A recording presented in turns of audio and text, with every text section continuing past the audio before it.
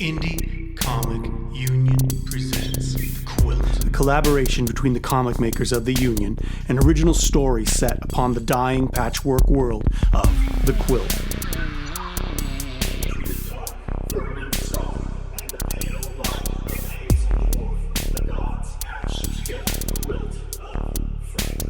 Join us on the adventure, not just in the comic, but in the making of it, on YouTube, Instagram, and at IndieComicUnion.com. Thanks for joining us. I'm Bradley Littlejohn, aka the Seahorsey on Instagram. I make the comics Wiltworthy and Galactopera, and joining me today is John Osborne. Hi, creator of the Frankenaut comic series and the illustrator for the Adventures of Avior. Back in November, we started planning for the Indie Comic team up, and that led to the idea that we could get together and do a draw jam session. And that turned out to be a pretty cool thing. And yeah. John, you discovered the Magma Studio. Yeah, I'd ended up watching some people on YouTube. Some of my favorite artists had found this web page that you could draw along with other people, and I knew that was something that we had to dip our toes in for sure. Yeah, it was really cool the first time we tried it. I remember saying it was kind of like collaborating on Photoshop circa 2003, Yeah, exactly. Yeah, if there was like a multiplayer Photoshop in 2003. It does not have all the features, but like every week when I check in on it, it's got something new going on, and it was a pretty cool piece of software. I mean, it's got pretty much everything you need just to get your basic idea across. You can change your brush size, the shape of the brush. You can do layers and stuff. It's a great program or web page, I guess. I keep waiting for like text features and stuff to show up in it. I know it's probably not the focus, but it would be really cool to get a little bit of that kind of thing happening. Oh yeah, it's just a matter of time. I'm sure they will. Yeah. So, but that idea or that experience gave us a big idea, and we started thinking about how to bring this together and not just do some recap draw jams like we were doing throughout the Indie Comic team-ups, but it started thinking, well, we could collaborate on a real project, maybe doing some big drawings together all at the same time, and social events and stuff that would be really cool. But and I don't know which one of us, but one of us said we could do a story with this thing. Yeah. And I can't remember either. It's just, I don't remember who had the idea to do it. All I remember is we started working on it. Like, it seemed like it just came out of nowhere. And it wanted us to do it. So it needed to happen. And so I kind of threw together a little format and did a couple paragraphs that I sent your way, where it just had this crater story about these characters in a crater and like end of the world kind of thing. Yeah. And I like you wrote it in such a way where it's gonna be able to fit a bunch of different types of characters. There's not gonna be any character in the story that you're gonna be like, that doesn't make sense, or that doesn't fit. And I think that's really important. Yeah, and that was a huge goal because we have a real diverse collection of comic makers in the Union, and so to get everybody a chance to shine, we thought we should make it a story that would fit any kind of character or any kind of story in it. And so that's where I think we called it. We named it Diaspore. We had another name for it too, and just about people spreading out, and that gave us our idea for some barbarians. And you did some visual development on that. You want to show off that stuff on your screen? All right. So this was really the final concept. So if you want, we can build to where this is not final concept, but near final concept. So let me find one of the earlier.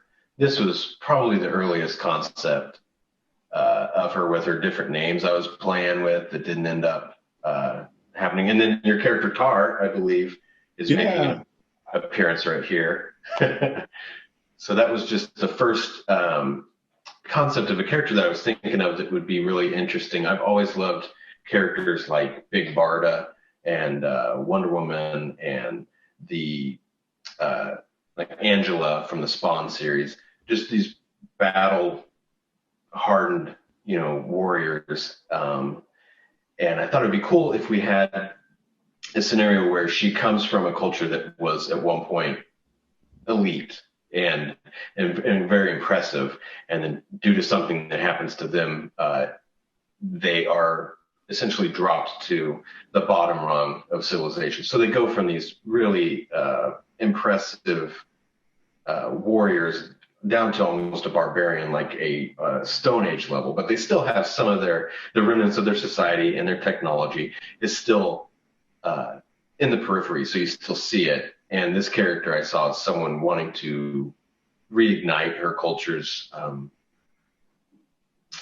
elements, and in this world that, this quilt world we've created, it's a perfect pocket for that. Oh yeah, she is great. I gotta say, I love the way her boots. What I can see of those three medallion like kneecap pieces on this version. That's awesome. And actually, I'm reigniting the elements. I'm writing that down because that's going in the script. Oh, nice. Great. I think there's potential there with her. But like you said, the drive for her is built right into that core idea of a once proud, once scientific race falling into barbarism. Yeah, exactly. A metaphor for what we're dealing with in our culture right now. And I don't even know if that was a conscious thing. That was a conscious thing? I said, I don't even know if that was a conscious thing. But it's, it started out as that kind of concept, and I felt like that was a little too similar to, in terms of some of the shapes, as much as I loved them, a little too similar to Big Barda, and I wanted to pull her away from that a little bit. And so I started playing with some other design aspects, and I like this idea of giving her this, it just looks like a standard shield on your back, like any warrior would have, but it's actually like an atmospheric heat shield. So she could theoretically, back when her people were at the top of, their game, they could by themselves drop into the atmospheres of planets with that heat shield and stuff. But now it more serves as just a standard, battle shield at this point. So it'd be cool at some point to see her get to that point where she gets to use that technology as intended. But oh yeah, that's cool. I like the dropping like a resistance shield to atmospheric entry kind of thing. That's cool. Yeah, like on the space shuttle, it's got the black tiles on it that disperse the heat. And so I kind of went from that, and then moved into what's closer to what she was going to end up looking like. We're going to make some more alterations for sure, but it's getting focused. So she still has the heat shield, but the armor, I wanted it to look old and used. Okay. And I see her carrying like the flag of her basically extinct culture around her, like a sash, essentially. Oh, yeah. And she has a helmet so she's kind of inspired by like knights, medieval knights and Viking lore, and she's a kind of just a culmination of every warrior I could almost think of and cram them into one. So. Oh yeah. I know. I really love the Snoopy cap that you had listed in there, but my son I showed him this and the helmet. He was blown away. He really loved the V on the visor and the color reflections that were happening there. So good job. Well, thank you. I appreciate that. I spent a lot of time fine tuning this, and I enjoyed how it came out. But I think it does need a little more fine tuning, and that's what I'm excited about. The working with others with this is I think that others can find or add something to it that makes it what it's really supposed to be, Oh yeah. Well, that's one of the things I was most excited about when we started talking about this was it's that it began with the magma idea, and became drawing and let's draw a story together. And now as I put this together, I'm realizing that the conversations and the creative things, like I'm taking notes right now and new ideas are happening as we're putting together a video to promote this. And I'm realizing that a lot of the union members, this will be the first moment that they see Appanon or Appanon. I just realized I haven't said her name this whole time. Yeah, and so TBD. And so hopefully their ideas and creativity will be getting sparked as they see this, and they'll be thinking of their alterations and additions, or conceiving of the other characters. Because I know in our first script that we've put together, there's a whole small band that she tries to lead away. And even as things are falling apart, even worse than they already were, like they fell this far, but now they've got to fall, that much farther over the course of our first chapter. Exactly. And I think I've got the first 2 pages. They're just rough. They're just blue lined, Oh yeah, let's switch and take a look. And that's a good point to talk about. We'll just focus on the idea of the quilt and what this introduction represents. Cool. Yeah. And then we'll move on to what we're going to call right now the crater critters in a minute, or at another time. We'll see how long it takes us. Okay.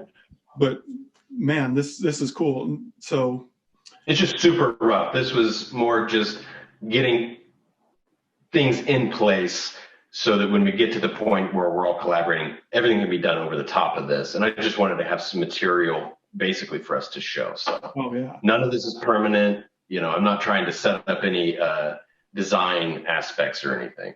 Yeah, it's the story starter. It's the I think of this like storyboarding. So I produced a script for the first chapter, and we've done some of the design work, but the goal is to bring in other people. And what we're kind of we'll end up making is a YouTube documentary of sorts about the process of creating something together. And so the changes, the big ideas that come, the inspirations, the many different processes and ways which we work. Some of us are digital, some of us are analog. All of that's going to influence this. And as much as we can, we will try to capture that and document it on the website, on YouTube, on Instagram, and in our recording sessions of all this. And as far as I know, I haven't seen anything like that before, where you get to see from the very beginning, like this is very beginning a project, and eventually you'll get to see it to its full fruition. I haven't encountered anything quite like that. Yeah, we're hopeful that this is unique and interesting because, I mean, like a couple of years ago, the Bluetooth, definitive Star Wars box set came out with, like 100 hours of making of featurettes. And I'm like, forget about the films. I want to watch all these designers do this stuff, right? Yeah. How did they do that? Who designed that? Oh, right on. And so this is our chance to be a part of something on a much smaller scale than that. But not quite as big as the Star Wars franchise, but not quite. But to do something like that and to document it and show that creative process, because I'm fascinated with creative process, and especially the variety of processes that are out there. Because everybody, the more I talk about it, I find out they have a different way of doing things and a different way of collaborating that works for them too. So, absolutely. Yeah.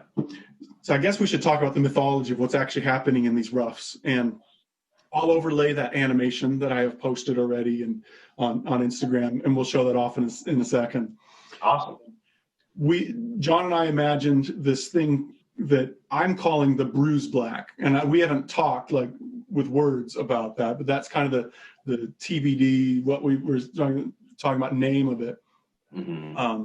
We had this thing, the gods put together this world, and we're calling it Quilt, which is where the title of the project is coming from. The gods just grabbed things from across the galaxy and slammed it together for their amusement. And they put it in a harsh environment so that it would be wedged between this dying star and this black hole, chthonic evil thing, and just let those forces rip it to shreds. And that's what we're trying to capture is, the whole, in the beginning, which funny enough, as I was writing it, my big inspiration is when I was a kid, I had this friend that was obsessed with Motley Crue. And I think it's their second album or something, but they've got this whole thing, in the beginning, and they go through this whole metal diatribe build up to it. And I thought, man, we need something like that to kick off what we've got going on here. You got to have that, that voice at the beginning. I think in Sylvester Stallone's Judge Dredd that I actually like. I enjoy that movie. It has the beginning of that movie has a scene just like that where it starts out, sets the setting, and I think it's done really well. And I like that in movies and, really any kind of media where they give you just enough to understand where you're at, but leave enough unknown so you're excited to see what's to come. Yeah, and then it's like, now go. Yeah. Just get your mind, just the neurons firing, and then just drop you into it. Exactly. Yeah. Yeah. And so the plan that we have is, while you've worked up some roughs of the 3 planets and how we see this thing called the Bruise Black that the gods unleash, and it just rips a hole in reality and drops down on this planet so that things go from harsh to much, much worse. And we plan to have sessions where we divvy up and give leadership roles to people to lay out these panels or to adapt them and to work together. And we're hoping to do it asynchronously, where some people who want to work analog or don't feel comfortable working in Magma can bring their work and contribute. But we can and I don't see any issue with that. I think if anything, it's going to be a benefit to have all those different mediums. Oh yeah. Yeah, and so then in Magma sessions where we can work collaboratively or individually and submit our work digitally. Did you have a breakdown for the second page? This was the essentially like the Apenon's culture when they are on. I think they're already on the Quilt planet, but they're witnessing the tear happen, and so you've got. Like I said, this is all pretty rough. Apenon would be right here, but so you'll get to see some of her culture's buildings and stuff in the foreground, and next to it in the periphery. But then you'll see the rip in the sky above them, and then you have them reacting to it here, and then running away from the impending doom, more impending doom. So I got to say, the thing that blew me away was I usually do a loose breakdown or a script for my own projects and then just kick it off and get going. But to see you do the breakdowns for this is really, really cool, because I knew I had to write a more detailed and tighter script to begin with to get the message across. But it's really neat to be outside of the layout process. And that'll be even cooler to see when we start having meetings with people, because we'll get some assignments of people claiming panels to work on, or we'll do some collaborative panel design in Magma Studio with the people who want to work digitally. And it's going to be amazing to see how people interpret this and the details that they add, like designing Apenon's and taking and that's fun. I like the reverse engineering. Like I'm excited for when the time comes. I don't want to get too off topic, but Thunk here. I'm excited for the reverse engineering of that and that character and what people do with that. And that's a really good segue, actually. Like, hey, we're like getting slicker and slicker at this the more we use Zoom and collaborate like this. That's a great transition to talk about Thunk. Thunk is one of the characters from, right now we're calling them the Crater Critters. The first chapter that we came up with to deal with this world of the Quilt that has many, many different planets and cultures and histories and styles thrown together, we wanted to mash up Apenon and her barbarian world with these other characters.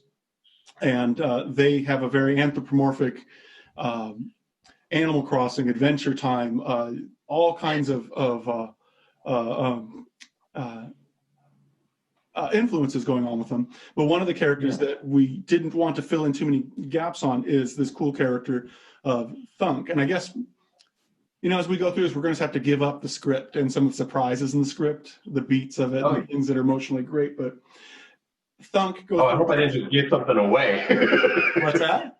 I said, I hope I didn't just give something away. Well, I realized, how do we really talk about the process of writing and creating and coming up with all this? material without giving away some of the secrets. I guess what we can do is just not talk beyond the chapter we're working on, or not talk too much about our long games. We'll have to keep those in the back room.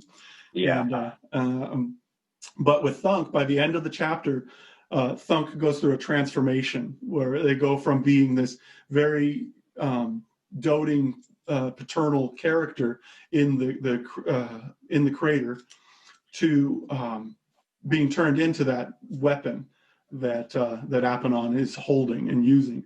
So, as it might be the thing I'm most excited about in doing this project, is to have the design sessions where we make a transforming character that's eventually going to become some kind of battle mace, but was once this metallic, emotional character. And we have things in store, stacks of notes already for things that can happen in Thunk's journey and how they fit into the role of facing what's coming with the Bruise Black, with this villain that we're dealing with. So yeah. And I think we touched on it a little bit before, but I think what's going to be interesting is having everyone with their different mediums. So you've got your analog people that aren't going to be doing this digitally. Well, I think it's better that we have some people doing it in a traditional format, and then they can scan it, and then we can implement it in. And that's the Quilt to me. It's not just the characters or the world; it's the method. Mm-hmm. Yeah, and built right into that name, the Patchwork Quilt. It'll be like that. Hopefully, we'll see styles clash, and that will be the aesthetic. It'll be that mismatch. I know we were talking about this, and we won't reveal names, but we were talking about who could design the looks of the different planets that surround Quilt, and who can help us put together Quilt. And just when I visualized that, I went, that's why this has potential, because it blew my mind to see these different styles of artists that artists would bring come together to create this amazing thing all together. And it was a metaphor for why it'll be so fun and so exciting to try and stick with this and get momentum with it and see us continue to put in a little bit of time each week, making this world move on and see what progresses. Yeah. And it's a nice mix of creating something, teamwork, but also an opportunity just to be social, again, in the pandemic. It's very difficult to get that. So it's such a nice merger, of just hanging out with people you admire, and then on the other hand, creating something really unique. Yeah. And I got to say, that's a good point, because before the pandemic, it would not have been second nature to me to want to hook up with a bunch of artists, work on Zoom or Magma, and create a collaborative project. I wouldn't have even conceived of doing that. But me either. But we've gotten so used to dealing with my kids in school. My wife is a teacher, streaming. It's just becoming liquid. It's like, well, of course we're going to get together and make this work. So it's one of the things. It's becoming the norm now. Yeah. So we've pretty much covered everything to do with this character Aponon, and we've got the ball rolling on these earlier characters. So I think that it's a good opportunity to start bringing in more of the people that we're looking to collaborate with on this. Yeah, so I think we'll wrap this up, and we will pick up another recording where we talk about a few more of the characters, but our big ulterior motive is to make this as a push and a doorway into this world of Quilt, to recruit from the Indie Comic Union people that want to work on this, and to show off to everyone that's jumping on board to watch us on board and build this project up. You just get a taste of it, see where we're headed with this, and I hope you follow along and grow along with us as we figure out how to collaborate online with a huge cast of creative people, all bringing their unique talents with them. It's going to get good. Yeah, I think we did that. We're getting better. And week after week, we'll get slicker at doing this, and we'll waste less of your time. Oh, yeah. It's going to be so smooth. Yeah. So.